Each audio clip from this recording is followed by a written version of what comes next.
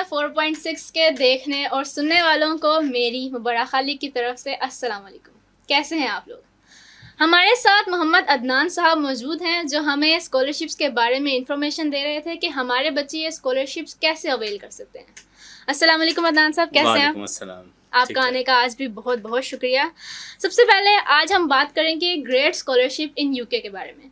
तो सबसे पहले हमें बताएं कि ग्रेड स्कॉलरशिप है क्या? बेसिकली ये ब्रिटिश काउंसिल ने एक स्टार्ट किया है ग्रेड स्कॉलरशिप। इसमें वो डिफरेंट स्ट्रीम्स के अंदर स्कॉलरशिप्स ऑफर कर रहे हैं, डिफरेंट कंट्रीज़ के अंदर, पाकिस्तान भी जिसमें शामिल है। उसके अंदर ये है कि डिफरेंट टेक्नोलॉजीज़ में, डिफरेंट कोर्सेज़ में वो इस वक्त वो फंडिंग मौजूद है। सबसे ज़्यादा जो फंडिंग जो ग्रेड स्कॉलरशिप में मौजूद है वो स्टिम में मौजूद है। ठीक है। और स्टिम में और ख़वातीन के लिए, पाकिस्तान की जो ख़वातीन है उनको उन्होंने एक स्पेसिफिक रखा हुआ है कि उनके लिए नंबर्स उन्होंने काफ़ी ज़्यादा इंक्रीज़ किए हुए हैं ताकि ख़वातीन ज़्यादा से ज़्यादा स्कॉलरशिप से फ़ायदा उठा सकें। तो ये बेसिकली मकसद ये है कि science, technology, engineering and maths को प्रमोट करके, कि बेसिकली रोबोटिक्स के लिए, उसको प्रमोशन के लिए, कि ताकि स्कूल्स में, कॉलेजेस में, इनमें रोबोटिक्स का जो है ना कॉन्सेप्ट को बढ़ाया जाए। ये तीनों को चारों को इकट्ठा करके एक वो उन्होंने एक कोर्स बनाया है जिसमें सबसे ज़्यादा फंडिंग्स मौजूद हैं। दूसरे कोर्सेज में भी फंडिंग्स हैं, लेकिन सबसे ज़्यादा जो फंडिंग इसमें ग्रेड स्कॉलरशिप में मौजूद है वो स्टिम के अंदर मौजूद है। ठीक। और याद रखिएगा कि ग्रेड स्कॉलरशिप जो है वो फीमेल स्टूडेंट्स के लिए उसमें बहुत ज़्यादा, उसके अंदर बहुत ज़्यादा मौजूद है, अपॉर्चुनिटी मौजूद है स्टूडेंट्स के लिए, क्योंकि फीमेल स्टूडेंट के लिए कि वो उसमें गेन कर सकती हैं, क्योंकि वहाँ पे नंबर ऑफ़ स्कॉलरशिप्स जो फीमेल स्टूडेंट है उनके लिए ज़्यादा है। तो ये बात हमारी फीमेल व्यूअर्स के लिए बहुत इंपॉर्टेंट है कि ग्रेड स्कॉलरशिप पे वो अपनी नज़र ज़रूर रखें। अच्छा, इसका एलिजिबिलिटी क्राइटेरिया क्या है इस स्कॉलरशिप को हासिल करने के लिए? इसमें जो है ना आइल्स मस्ट है। आइल्स मस्ट है। ठीक है। अगर तो आप मास्टर्स के लिए जा रहे हैं तो 6.5 चाहिए आपको। अगर आप ग्रेजुएशन के लिए जा रहे हैं तो फिर उसके लिए जो क्या चाहिए आपको 6 चाहिए, नो लेस देन 5.5। ठीक है, ये इसके लिए मस्ट है। और उसके अलावा आपका एक इसका ग्रेड का स्कॉलरशिप का पोर्टल है, उस पोर्टल के ऊपर जाकर आप डायरेक्टली अप्लाई करेंगे और अप्लाई करने के बाद वो आपको प्रोसेस करेगा। ये डायरेक्टली अप्लाई होगा, HEC के थ्रू अप्लाई नहीं होता ये। ठीक है, आपने हमें थोड़ा सा तरीका तो बताया। मैं आपसे कहती हूँ कि थोड़ी सी वजाहत भी हमें बताएं कि इसको अप्लाई करने का, ग्रेड स्कॉलरशिप को अप्लाई करने के लिए क्या क्या स्टेप्स लेने चाहिए। सबसे पहले तो आपने अपने डॉक्यूमेंट्स प्रिपेयर करने हैं। एकेडमिक्स डॉक्यूमेंट्स हैं, LOR है वो मेंटेन कर लें, इंग्लिश प्रोफिशिएंसी आप कर लें, और आपने पोर्टल पे जाएं और जाके अपने आपको एनरोल करें। एनरोल करने के बाद आप उसके अंदर अपनी सारी इन्फॉर्मेशन एंटर करें। उसके बाद वो असेसमेंट करने के बाद आगे आपको वो रिस्पॉन्ड करेंगे कि आप किस सेलेक्ट हुए हैं, नहीं हुए, या क्या स्टेज है। ये अगर कोई डेफिशिएंसी होगी वो बताएंगे कि ये चीज़ आप हमें मज़ीद प्रोवाइड करें। बहुत शुक्रिया।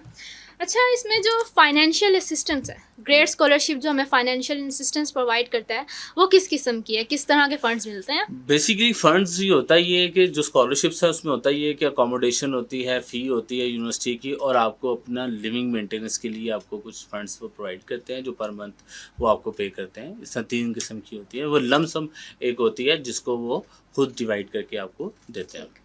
अच्छा, मेरे दिमाग में सवाल है कि इसकी कोई डेडलाइन भी तो होगी अप्लाई करने के लिए, एक्चुअली हाँ आखिरी तारीख क्या है? इसकी डेडलाइंस ये जून के एंड तक है। जून के एंड तक, यानी वक्त बहुत थोड़ा रह गया। बहुत थोड़ा रह गया उसके अप्लाई करने के लिए।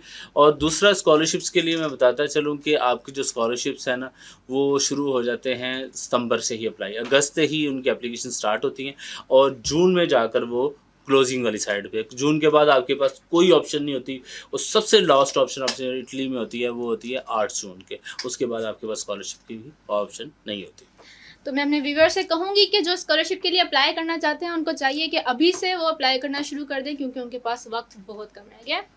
अच्छा, स्कॉलरशिप से जो फंड्स मिलते हैं उनकी तो हमने बात की, लेकिन उन फंड्स के इस्तेमाल के बारे में बात बताएं कि उसमें कोई रिस्ट्रिक्शंस हैं कि किस चीज़ के लिए यूज़ हो सकते हैं और किसके लिए नहीं? इसमें रिस्ट्रिक्शंस नहीं होती, कुछ नहीं होती। वो जो अवार्डिंग बॉडी है जो स्कॉलरशिप आपको प्रोवाइड कर रही है, वो सारे जो एक्सपेंस वो खुद स्पेंड करती है। वो यूनिवर्सिटी को फीस खुद देती है, अकोमोडेशन की वो खुद देती है, और जो आपको जो मेंटेनेंस है वो भी वो आपको देती है। वो वंस अलोकेट कर देती है, डिस्पर्स वो खुद करती है। ठीक, बिल्कुल ठीक। अच्छा, हमारे बहुत सारे बच्चे हैं जो स्कॉलरशिप हासिल करना चाहते हैं, बहुत सारे स्टूडेंट्स हैं जो इनके लिए अप्लाई करते हैं, लेकिन स्कॉलरशिप्स के लिए अवेल करने का भी एक लिमिटेड नंबर होता है, कितने बच्चों को स्कॉलरशिप मिलेगी, तो असल में ये इसमें होता है ये कि आपने जब भी आपने स्कॉलरशिप्स के लिए आप अप्लाई करें तो आपने ये चीज़ देखनी है कि आप जिसमें कर रहे हैं आपकी जैसे एलिजिबिलिटी क्राइटेरिया फीड कर रखनी है। आप कभी भी उन स्कॉलरशिप उन तरफ आप यूनिवर्सिटी की तरफ आप रुख ना करें जहाँ पर लोड हो। जिस तरह से ऑक्सफोर्ड, फॉर एग्जाम्पल ऑक्सफोर्ड में हर बंदा ऑक्सफोर्ड में अप्लाई कर रहा है, तो उसमें तो लिमिटेड है ना उसके पास सीट्स, ठीक, उसके ठीक। पास लिमिटेड सीट्स हैं और लिमिटेड सीट्स होने की वजह से फिर आप कंपटीशन ज़्यादा रहता है। आप कोशिश करें कि आप वहाँ पे अप्लाई करें जहाँ पर आपको कंपटीशन कम फेस करना पड़े। जी, हमारे बच्चे यही करते हैं कि जो मशहूर यूनिवर्सिटीज़ हैं, उनमें अप्लाई कर देते हैं और इसलिए जो वो नंबर होता है वो ख़त्म हो जाता है और फिर स्कॉलरशिप हासिल नहीं कर पाते। अच्छा, एलिजिबिलिटी क्राइटेरिया की आपने थोड़ी सी बात की, तो फॉर एग्जांपल मैं अप्लाई करना चाहती हूँ, तो फिर मुझे क्या क्या देखना होगा? मेरा जीपीए देखना होगा, कौन से डॉक्यूमेंट्स चाहिए होंगे, उन सब चीज़ों के बारे में बताएं। अच्छा, उसके लिए सबसे जो आ रहा है यूके के लिए ये जो ग्रेड स्कॉलरशिप के लिए 3 सीजीपीए चाहिए आपको।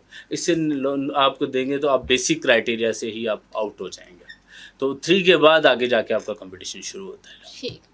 और हाँ, मैं स्कॉलरशिप में फ़ंड तो मिलते हैं, लेकिन क्या कोई बैंक स्टेटमेंट भी चाहिए होती है? नहीं, इसमें कोई बैंक स्टेटमेंट चाहिए होता है। जो आपकी डोनर ऑर्गेनाइजेशन है वो एक लेटर देती है, लेटर ऑफ एक्सेप्टेंस, जिसके अंदर वो मेंशन करती है कि ये फंड्स हैं, ये चीज़ें हैं, जो जिसके बाद हमें कोई बैंक स्टेटमेंट की ज़रूरत नहीं होती, कोई हमें किसी चीज़ की ज़रूरत नहीं होती।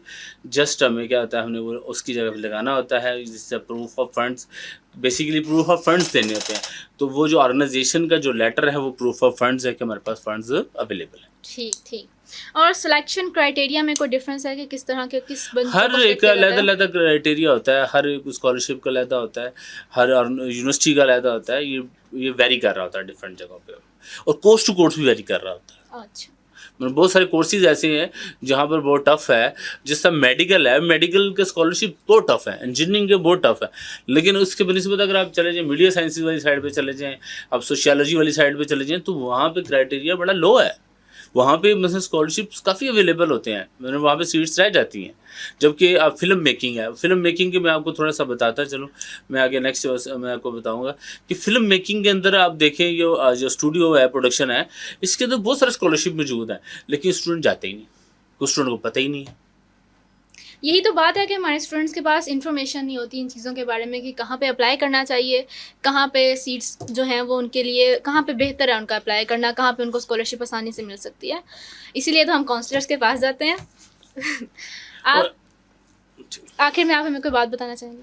एक्चुअली मैं लास्ट में आपको सिर्फ एक चीज़ बता कि आप जो है ना, कोई काउंसलर आप हायर करें, पाकिस्तान में हायर करें या बाहर से हायर करें, जो आपको गाइड करे कि कहाँ पर आपने स्कॉलरशिप अप्लाई करना है। सिर्फ बहुत सारे स्टूडेंट मेरे पास ऐसे आते हैं जो स्टूडेंट सिर्फ अवेयरनेस ना होने की वजह से उन्हें पता नहीं था कि कहाँ पर उनको स्कॉलरशिप मिल सकती है, और उन्होंने क्या किया कि उन्होंने अपना एक मौका जो है ना वो ज़ाया कर देते हैं। अक्सर होता ही है कि मोस्टली स्टूडेंट उन यूनिवर्सिटीज़ में करते हैं जहाँ पर क्राउड बहुत ज़्यादा होता है, जबकि ऐसी ऑप्शंस भी मौजूद होती हैं कि जो है ना जहाँ पर आपको डायरेक्टली मिलने के चांसेस मौजूद होते हैं।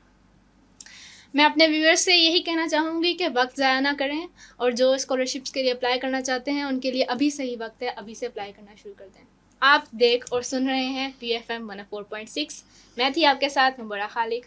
मेरी तरफ से खुदा हाफिज़।